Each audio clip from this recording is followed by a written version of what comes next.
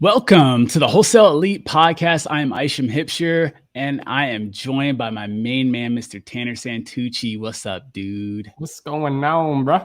Man, living the dream. Happy Friday. We always say happy Friday because we record these things on Fridays usually. But dude, today's gonna be a fun one. Today we're joined by a fellow Italian stallion, a gentleman that I don't know too much about, but I've seen and I've heard a ton from him. More specifically from my partner Tanner. And so I want to welcome to the show Mr. Mike Imbriglio. What's up, dude? Hey, how's it going, guys? Thanks for having me on. I'm super excited to be here, and I'm ready to answer whatever you guys got for me. Absolutely. Perfect. Well, dude, we're excited to have you, man. I know I've been working with Tanner for a little while now, and obviously I've heard your name mentioned a ton of times because when he was in the Indianapolis market, all I heard about was conversations that he was having with one of his buyers. Yeah. And I was like, man, you've got a great relationship with your buyer. And he's like, oh, this dude's awesome, man. He's he's a wholesaler and all kinds of other stuff. Yeah. And so to have you on the show, man, this is going to be fun. I can't wait to dive in and pick your brain a little bit. No, I'm excited. Like I said, I'm super excited to add some value, and hopefully you can answer some stuff that might help some people out. For sure. Well, dude, I mean, to do that, let's start. I like to always start with the origin story, not just the how'd you get into real estate, but let's go way back, bro. Like, I want to know about your family. I want to know about your upbringing. Like, what made you this prolific entrepreneur that you are right now? Yeah, that's a great question. I mean, I grew up in San Diego, and I'm still here now, and nothing like too crazy of an upbringing, had a good family and everything. But I think what I really learned a lot of got the desire to be an entrepreneur was from my dad. He had kind of grown up, had a rough life, and then kind of made it out of that, which was pretty cool, to get that perspective on things, because I mean, I have a lot of friends, that didn't have as good of an upbringing as I did, which I feel incredibly blessed and lucky to have had. But you see a different switch in those kind of people. And, sometimes when you grow up, you don't really have a lot of hardships or anything like that. You don't know how to turn on that switch. So I feel pretty lucky that I kind of had a good upbringing, but I also had someone that kind of taught me how to, really try to outwork everybody, and then, playing sports growing up too, I always played baseball, played baseball till, all through high school and stuff, and golf. And, and for me, I wasn't the biggest guy on the field, so I always had to outwork everybody else, So, for sure. But that's kind of that's kind of how I got into it, and kind of a little bit of my background, and, what business was your dad in? So he was always in business development, and then he started a civil engineering company with another guy who was an engineer. So they had a civil engineer and geotechnical company in San Diego, probably from about the time that I was 4 years old to he sold the company around 2010, I think. And then my uncle actually, who growing up, his family, or my uncle owns this high-end landscape architecture and construction company, San Diego. So I worked a lot for him during the summers and stuff like that, and really just got around luxury construction a lot, and learned business acumen from both my dad and my uncle. Sure. And eventually, went away to college, and, did that whole thing, came back, was actually working in the beer industry when I first graduated college. And then eventually I got out of that, and I got into project management and design for a company who did custom wine cellars. Is that what you went to school for, project management type stuff? I didn't actually. So originally I wanted to go to school for landscape architecture, and but I didn't have the grades to get into that major for the school I wanted to go to. So I actually got in agricultural business. and I got a minor in wine. And then I just never switched my major. I had some people that were in landscape architecture, and they just seemed to be hating their lives. And I was just like, maybe this isn't for me, you know? I didn't know wine was an option.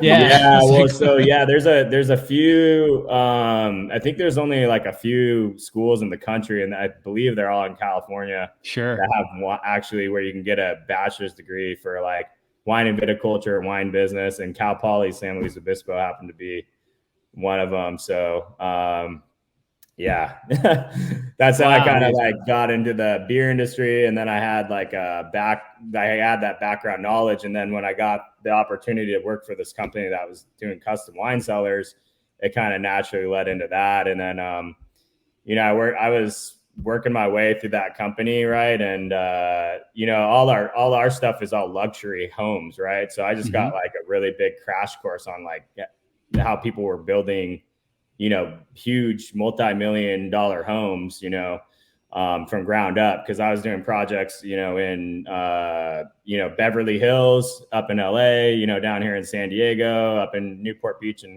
Orange County. I was even doing some out of state too. Like I did some in North Carolina, Florida, New York. Wow. And then like by the end, not by the end, but while I was working for that company, me and my business partner, Steve, started talking about real estate investing. And so it naturally kind of like led into like, hey, I'm already doing construction and real estate, like, and I want to do investing. So that's kind of how, we decided to, do that. So. Bro, that's fascinating. I love hearing about how people entered into real estate. I thought for the longest time that everyone that was an investor became one from reading Rich Dad Poor Dad. that's all I would ever hear over and over again. I read Rich Dad Poor Dad and it changed my life. So it's refreshing to hear some outside perspectives. Well, I will tell you one thing. You'll kind of laugh at this, but like when me and Steve were when we first met, we actually met like back because I'm almost 35 now. And so we actually met when we were like 24 years old, working like when I started working at the brewery at Ballast Point. And we would sit there and, like we became friends and we were on the same shift, but we always knew like we wanted to do something like bigger and better than this, and like he actually introduced me to Robert Kiyosaki. Nice. So like while we were working at the brewery, we started reading Rich Dad Poor Dad. So, I mean, there was a little bit of that, I guess, in the background. That dude's got to be responsible for so many millionaires. It's unreal. Dude, that's cool. Okay. So you're in the real estate world, right? I don't, maybe it's just my ignorance, but I feel like most people start off wholesaling, but you ended up, starting off not wholesaling.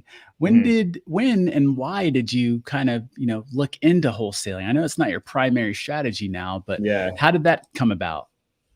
Yeah, that's a good question. Like I said, I'd already kind of been, in construction and real estate, and then Steve actually brought it up to me about wholesaling. And he's like, hey, you can do this. And like, I started going down a rabbit hole. Like we went and had a cigar one day and then he told me about it. And like, I literally went down a rabbit hole the next 2 days. And I'm like, hey, we're going to do this. And so like, we really started to dig in. And, like for the first like few years that we had our company, I was still working my W-2, doing the wine cellar stuff, cause, we were just like, we wanted, money to keep coming in. Sure. And, I had a lot of savings built up. So like naturally, like I always tell people like wholesaling is the art of finding the deal, right?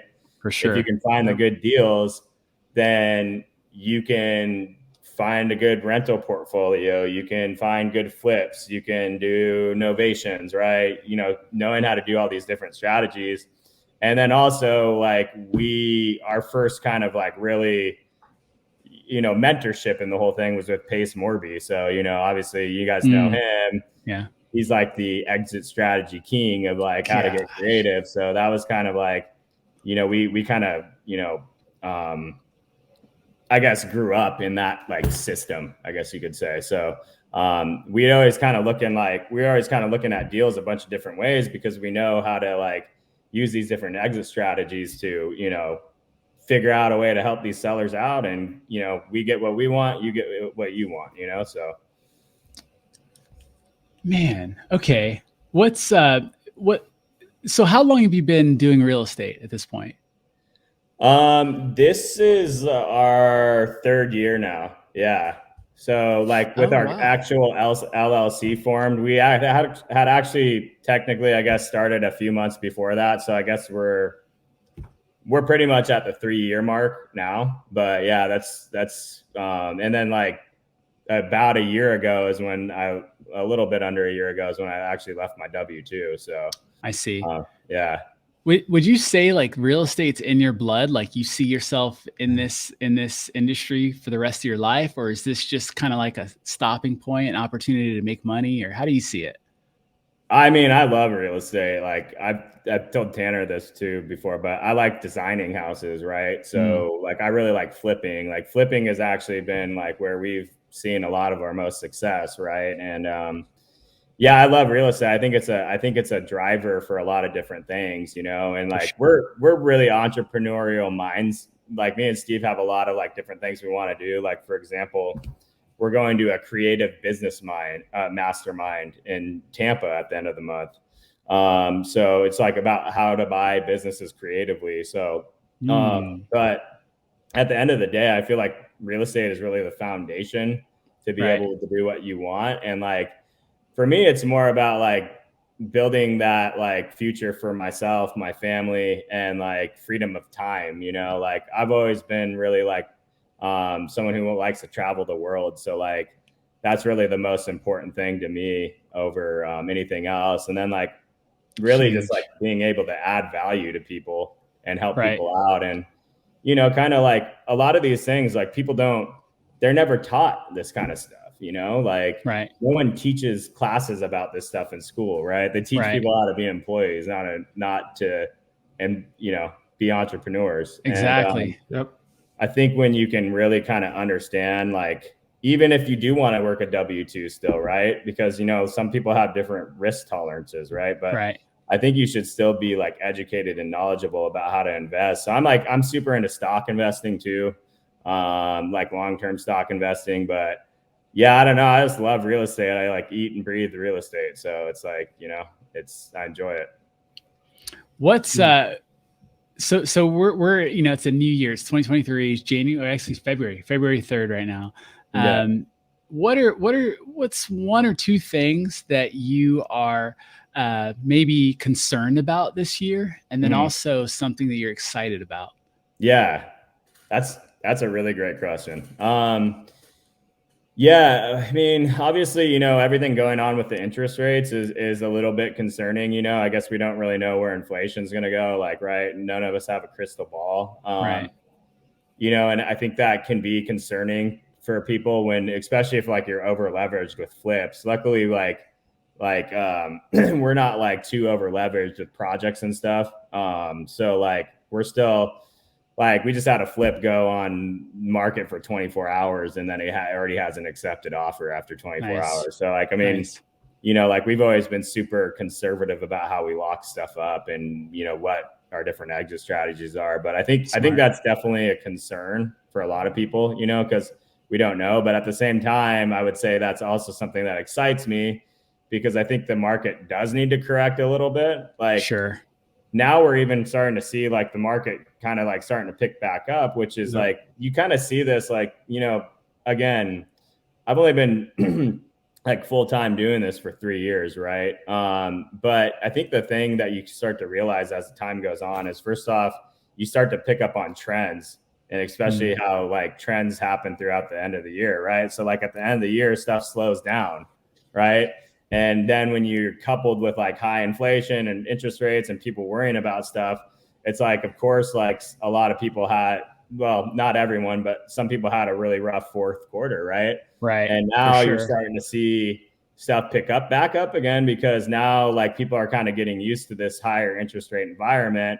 And the interest rates are starting to creep down a little bit, right? And so like that's kind of like the new norm. But I think it's exciting because I think now, like if your homes aren't priced right and stuff like that, like there's more room for negotiation. And I think that the people who know like their numbers and know how to negotiate are gonna like see a lot of opportunities. And we're already seeing that at the beginning of the year. Like we just, I think we just locked up a novation agreement today in Lakeland, Florida, and then we have another one in Wholesale in St. Pete that we're supposed to be getting signed today. So it's like, you're starting to see like, you know, over the last few weeks, I think we've had like 4 or 5 contracts signed, and you're starting to see like a lot of like, you know, pickup now. Sure.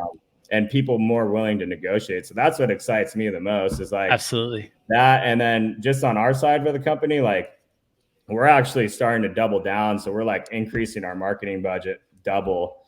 And by the end of the year, we want to actually quadruple the marketing budget, because like when everyone else is kind of falling out, like that's when we want to go hard and like really dig in and start, you know, getting in there and negotiating with sellers even harder, you know? So I think that's what excites me the most. What's you guys' marketing are you doing? Oh, go ahead. Oh yeah. Our marketing. Well, so we've always been super SMS heavy, right? We use Launch Control. I love that platform. So super SMS heavy. We have a couple people running PPC ads for us.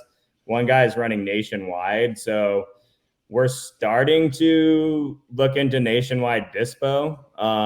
But again, you know, it's hard when you like, for example, you know, we get a lead sent to us in West Virginia. I have no idea what's going on in West Virginia. So that's like a system, like, you know, I've been starting to kind of dial in, but then like our other guy actually, you know, sends us leads in like Florida, Indiana, and California. So we have, what we do with those guys is we just do like a fee split. So like we're not necessarily paying for the PPC, but like when we're closing the deals, we're giving them, you know, profit from it, right? So nice. It kind of works out. And then the other thing is like JV agent outreach, and also we're starting to look into like some handwritten letters and stuff like that. So and then also now that we have a pretty good acquisitions team, we're gonna get a dialer for the guys to call on, which I know you guys are doing too. And I'm a strong proponent of having people in the States cold call. Right. And not, people out of states, because it just sounds like so scammy. I get calls on my house all the time, right? And it just like, I don't know. That's like to me, it's just like a bad intro, you know, right, to people. So we'll talk a little bit more about your guy that does the PPC and the structure of that, because that's interesting. If you're only paying them based on, you know, a deal closing, is he from a third party, or how is that working? Because if you're not paying for the PPC, I would assume he is, right? Yeah. So he's kind of running PPC. So we met him in sub 2, so Pace's mentorship. So he's a student, and so pretty much what we do is like based on the deal, like we get it in, and then based off of like how big the assignment fee is, usually he's getting like it really depends. Like we have a minimum based on like a minimum dollar, like $1,000 based on what size it is. But then like obviously the bigger ones that we get in, he's making, I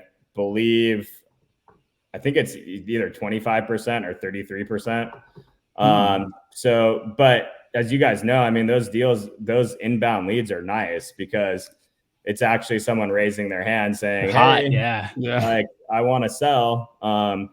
And you know, we're doing some other stuff too. We have one of our friends that we're working with develop out our website for SEO, and then we might start running our own PPC ads too. But with PPC, it's really about like figuring out like what keywords are going to work, right? You don't want to just like drop $10,000 on PPC when you don't know what you're doing, right? So it takes time to figure out, oh, hey, you know, this is working, this isn't working. And, you know, honestly, like I'm always just picking my other friends' brains about what they're doing. Like, cause we're friends with some of the bigger wholesalers in Indianapolis. And it's interesting to just hear like, for example, one of them, their biggest ROI is on direct mail, you know? So, I think from like a scalability standpoint, it's super important that you get to a point where this is a numbers game, right? So you get into a point where like have these different marketing channels if that's what you want to do, like volume. Like our goal is to do 72 deals this year. So, it's like I said, it's a numbers game. You gotta, spend some money to get to that, right? But I think obviously tracking your KPIs is super important on these different channels. It's something that we're like super serious about. Like Launch Control tracks KPIs. Resimply is our main CRM. It tracks all our KPIs, what our lead managers are doing, how many calls they're making a day.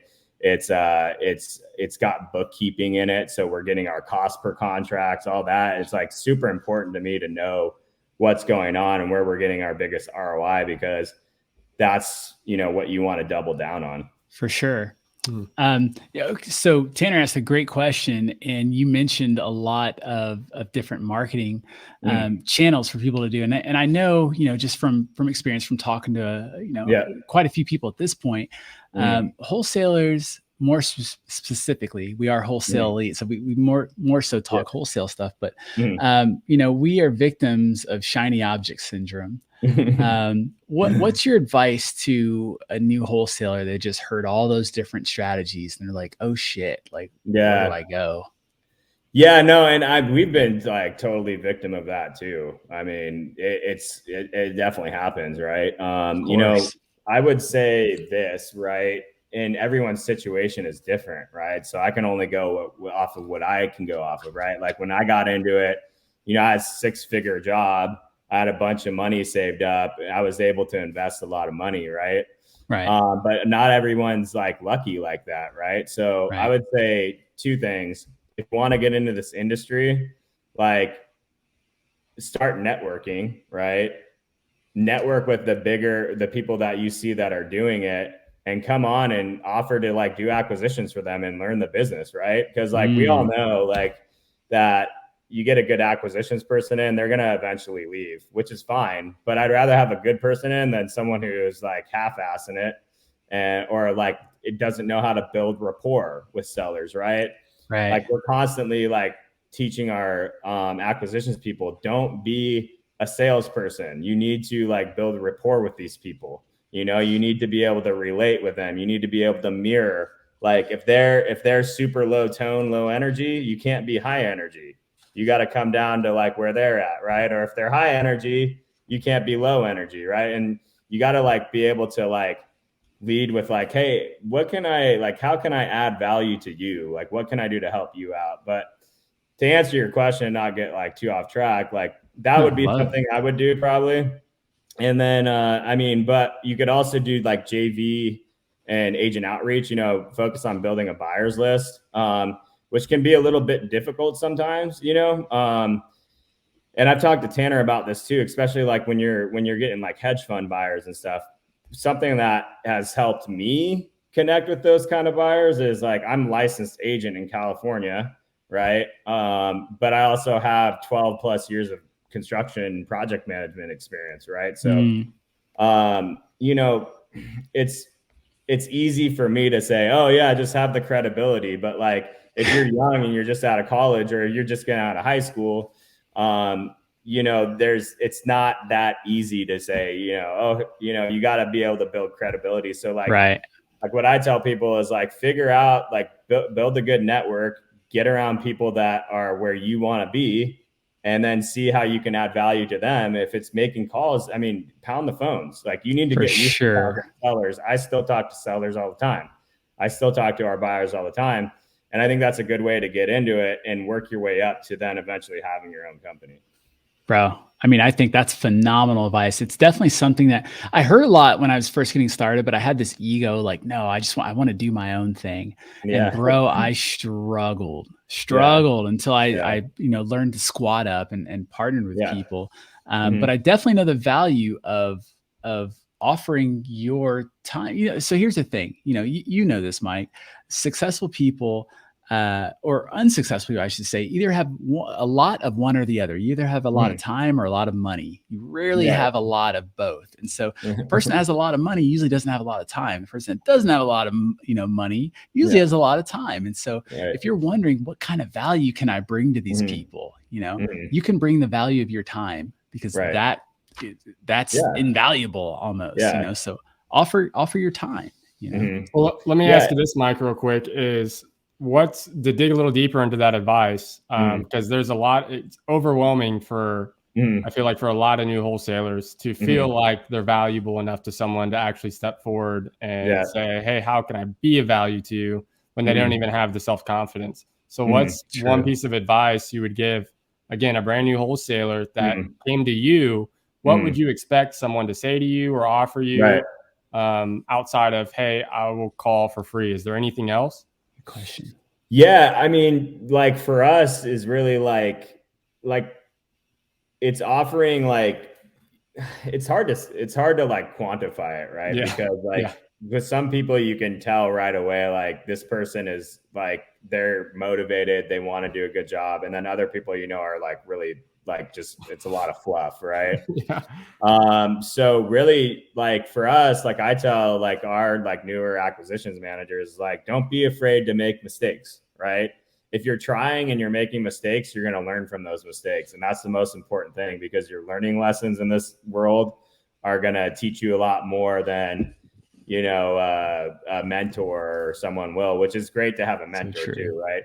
But I think like just showing like that you're passionate about this, right? Like if someone comes to me and, you know, most people might not want to hear this, but if they're like, oh yeah, you know, I can call like 10 hours a week, you know, like that's not going to cut it. We all know that. Like, especially if you can't nurture your leads, like whenever they call, like we tell our people like, hey, you don't need to be sitting down for 10 hours straight, but you probably will be working like 8 to 10 hours throughout the day. And if someone calls you on a Saturday, you need to answer that phone call, you know, like it doesn't, like, this is not a Monday through Friday thing. So, I mean,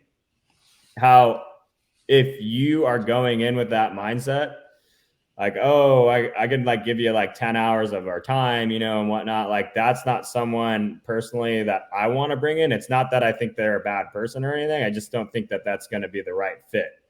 And so like, definitely if you want to get into it, and this is like what you're passionate about, like, I know a lot of people have to work a W-2 job too. So like that is tough. Like I would say, like, if you still have a W-2 job and you're trying to get into wholesaling or investing, like you should look into like maybe different avenues of doing it, like maybe being a private lender, right? And starting to use your cash to start bringing in passive returns, right? But if you don't have a job and this is what you want to do, or you're going to want to quit your job and commit to this full time, make sure whoever you're going to, like, you're first off willing to learn. You're not going to let your ego and pride get in the way. And also that you're going to make the time commitment and the flexibility to, like, hey, if someone calls you on a Sunday morning and they're ready to sign a contract, you need to take that call, right? That's how you make money in this world. Like, for sure. This is not easy. If it was easy, everyone would be doing it and be successful at doing it, right? I think that's a good point you make, is when someone calls on a weekend, be ready to answer it. I think a lot of people that get into wholesaling or even real estate, they have that expectation, like you said, of time freedom, where it's like, I can stop at this point, put my phone down. But at the same time, if you're going to be that type of way, you might as well go get a W-2, in my opinion, because if you're wanting that hard stop, whatever, being told what to do, schedule a line.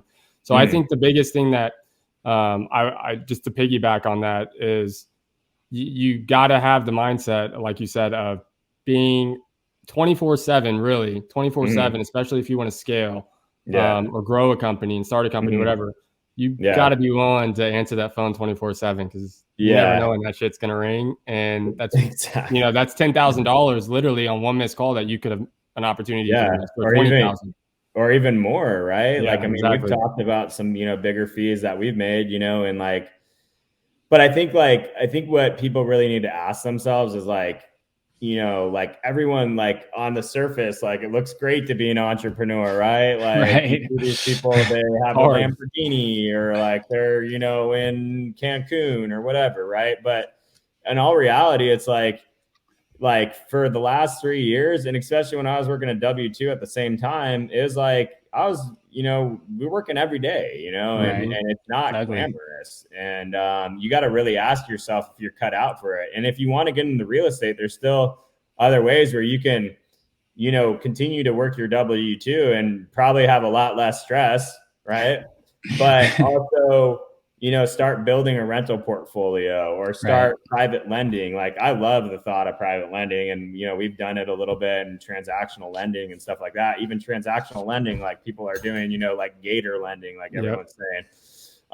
You can make good money and it doesn't take up your whole time. Right. So you really got to people really got to ask yourself, like, what do I want out of my life? Right. And, some people, they start cutting their teeth in this industry and they find out real quick that, they're not cut out for it, which is fine. Not everyone's cut out to be an entrepreneur, right? Self-awareness. Yeah. So just having that self-awareness, but it doesn't, even if you're not cut out to be an entrepreneur, it doesn't mean that you can't be a real estate investor, because you totally can. Yep. Absolutely. What's what freedoms has real estate afforded you? Oh man. I love the people that I've met over the years, and like me and Tanner talk on a weekly basis, and I consider, him a really good friend and someone that I can talk to, about like whatever, and we're always sitting there joking around, or, he'll hear me vent about something, vice versa or whatever. And I think just like just the awesome people that I've met, and now getting to like travel around and go to Florida and look at projects, and like go to Indianapolis and not like going into an office, right? And like having to be there at 8 o'clock or whatever, and so I like that aspect of it. But yeah, I mean, sometimes there's like, it's so peaks and valleys, right? It's like you have really great times, and then like there's other times where you're scratching and clawing, right? And so true. But I think that's the coolest thing, is like the people that I've met, and I just like really, have really like, I'm just a relationships kind of person, and it's really important to me to kind of, just be upfront and honest about things, and, add value to people too. So I think that's what I've really like enjoyed. That's great, dude. I'm curious. I love asking entrepreneurs this, especially ones like you, like that are in the world. It's not just the title of entrepreneur. Like, you truly are, your head's constantly thinking of different challenges. What's the last thing that you can remember in business that you did that was out of your comfort zone? Yeah. Well, I feel like that's like a weekly thing. Like, you gotta get out of your comfort zone, right? So yeah. Give me a story. Give me something that you can think of. Well, I'll give you a perfect example, right? I mean, so like if you're in real estate, it's funny. Like, I've even heard like some higher level real estate person say, I've never lost money on a deal. And then 6 months later, they're talking about how they lost money on a deal, right? And so just recently, I mean, Tanner knows about this one. We bought this like shitty, like 8 unit in Terre Haute, and I just sold it today, and, we lost some money. And, that kind of got me out of my comfort zone, because I had to realize like that I had to like cut ties with what was going on with this deal and property, or else we were going to keep just bleeding money, or we were going to try to fix this place up, spend $250,000 fixing it up, and then it would never like appraise on a refinance. And instead of losing 20K, you tie up, $150K in a deal that you're never, ever going to see back. And so like, that's like something recently that got me out of my comfort zone, is just like realizing like I'm pretty decisive anyways, but just realizing sometimes you have to make those moves. Right. And that was my first time taking a loss in this world. And luckily you can make those chunks back real quick, like our flip that we just sold in Fort Wayne. I made all that money back and more. Right. But I think like really you have to get out of your comfort zone in this world. Like, if you don't, like, you're not uncomfortable, you're not gonna grow. Growing. Yeah. To where you want to be. Oh, it's so good. And it's so true. I mean, your comfort zone, getting out of that comfort zone is everything, Tanner said, I don't know, I don't remember who said it, but open your ask hole, open your mouth. That's a pace thing. Pace thing. And ask, absolutely, get out of that comfort zone and almost don't be an asshole. Don't be a person who's just sitting around asking questions all the time, to try and make you feel more comfortable about taking action. Like, it's never going to happen. Yeah. You have to take action. Like, at some point you have to like get out there and take a risk, but like, obviously you want to hedge against that risk all the time. Like, whether you're investing in real estate or stocks or whatever, you want to hedge against your risk, right? And so, like, I mean, Tanner kind of knows this about me, is I'm always pretty conservative with my numbers. Oh yeah. Dude, does that probably hurt us on getting some deals? Yeah.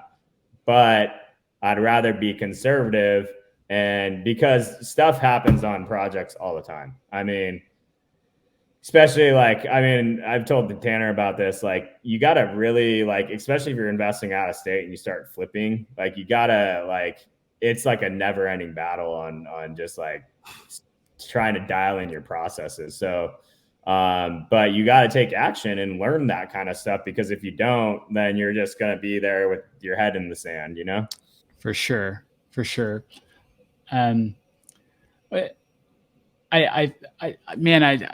I want to keep going. I want to ask you a ton of questions, but unfortunately we're coming up on a hard stop. So I want to make this as impactful, at least from my perspective, as much as humanly possible. But if I can kind of ask you this closing question from me, and then I'll hand it over to Tanner.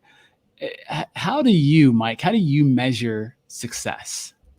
Yeah, that's a really great question. I think, at the end of the day, like, for me, like, success isn't like about like having a Lamborghini or having like a bunch of money, which, I mean, making money gives you freedom of time. And that's where I like kind of measure success. And then also like how much value you can add back, because like, I'm really about mindset and stuff. I'm always reading books by like David Goggins or Jocko or, The Go-Giver, all these different books. And like, a really common theme in a lot of these is like, you got to be able to provide value. So I feel like the more people I can add value to and impact, that's like what success is to me. And like having really strong relationships with people.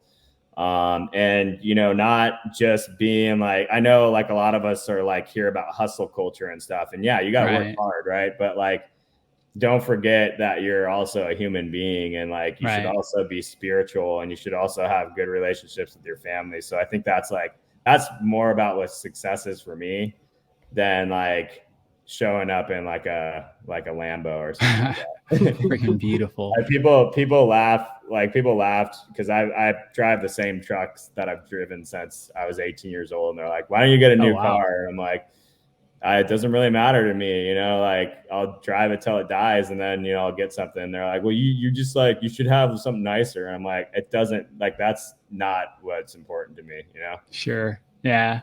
That's your expectation. I'm good. I don't need to finesse anyone.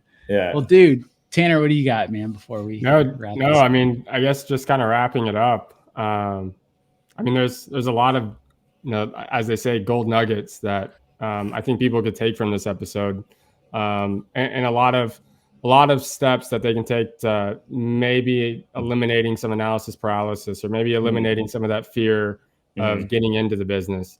And I've said it on multiple episodes now. And if you're listening, you're newer, you haven't done a first deal, whatever it may be, I think now is the perfect time to get into wholesaling. And for that, the reason being is what Mike had spoken about earlier. It's the market. Not only is the beginning of the year a turn of the new chapter, they say, but it's also, again, where Mike was speaking of, where the market starts to take back off. But I also think with the way the market is now is it's a great opportunity, because if you can do deals with the way the market is right now, you can do deals when the market goes back to how it was 2020, 2021.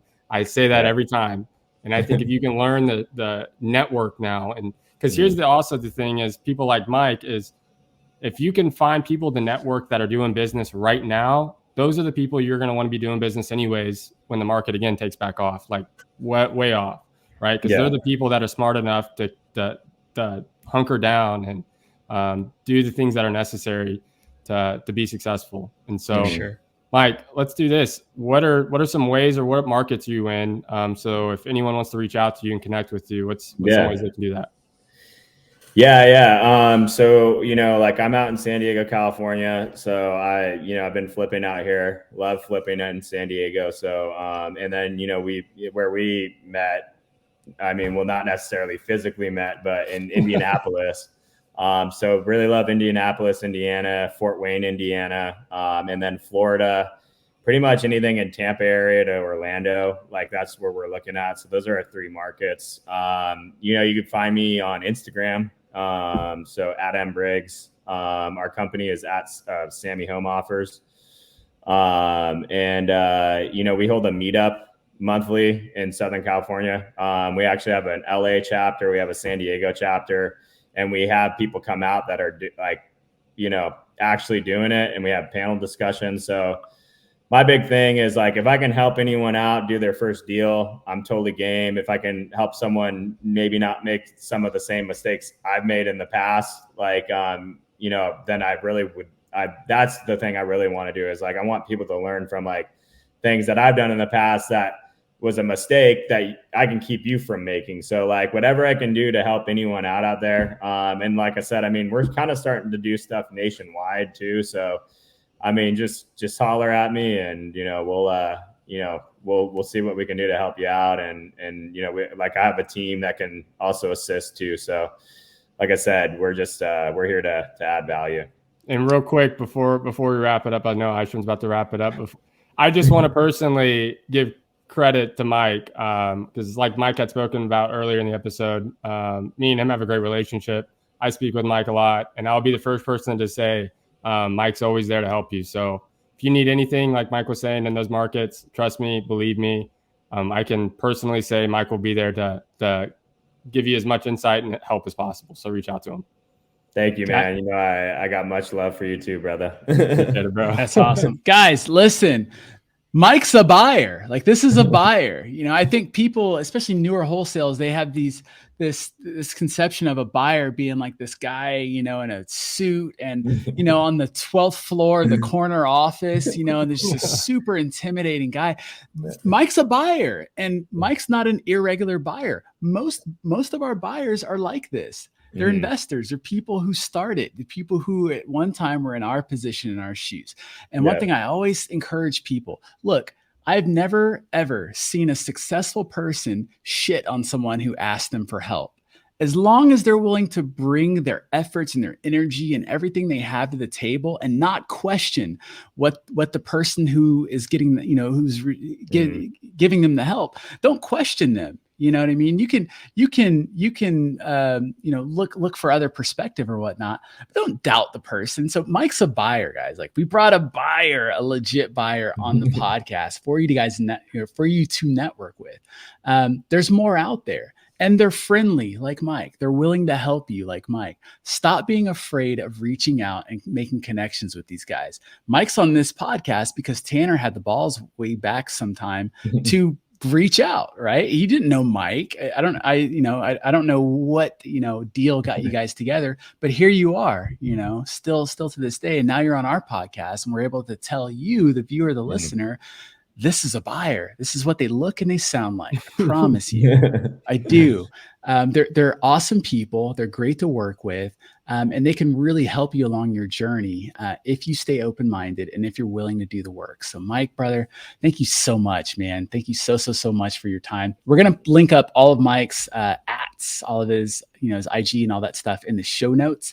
So if you're on the YouTube, we'll have it in the comments. If you're listening to the podcast, whatever, it'll definitely be in the show notes. But other than that, Mike, brother, thank you so much for your time. It's been a huge blessing. Thank you guys. And, feel free to have me on any other time. I'd love to be able to, add value whenever I can. So appreciate you guys too. And let's go. Dude, we should do like a buyer show, like where we have buyers on. So people meet the buyer. Mike, be our guy. Anytime. Awesome, brother. Well, thanks again, man. And guys, we want you in the seat. We want to interview you. So get out there and crush it, make it happen. We'll see you on the next episode. Peace. What up, Elite fan? That's a wrap for today's episode. But look, if you got value out of the show today, do us a huge favor and give us a review or give us a like or subscribe. Do all the things to help us get the word out there. And look, we want to see you on the next show. So get out there and crush it, make it happen. Stay tuned for the next episode. Peace.